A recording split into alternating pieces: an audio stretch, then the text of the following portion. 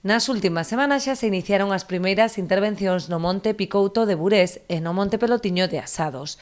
Os traballos de limpeza e mantemento acometidos con fondos propios contan cun control arqueolóxico non só por parte de Patrimonio, senón tamén dos técnicos que determinan o alcance e os medios utilizados en cada unha das actuacións. Normalmente se está dando limpeza manual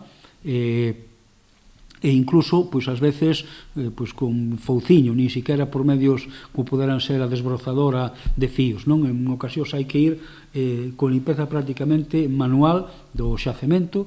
Noutra zona sí que se permite o uso xa con algo máis mecanizado, como poder ser a desbrozadora, e, en algún caso, pois, tamén para os accesos e camiños onde estea xa relativamente lonxana a peza arqueolóxica de interese, pois tamén algún medio pois xa máis mecánico, como poder ser algún tractor que faga algunha limpeza puntual.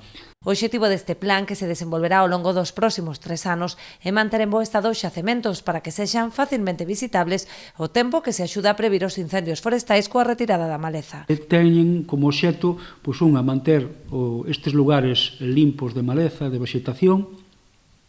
Serán, polo tanto, visitables de maneira doada pola veciñanza que queira ver estes xacementos, e tamén comprobamos en algunha ocasión como as limpezas teñen tamén a virtualidade de, diante das vagas de incendios, pois funcionar un pouco como elemento preventivo, non?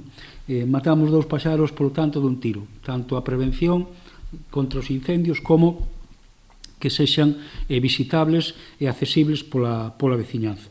Algunhas das áreas de actuación, como a zona dos Mouchos, son de titularidade privada, aínda que a maior parte pertencen ás comunidades de montes de Asados, Leiro, Isorna e Burés.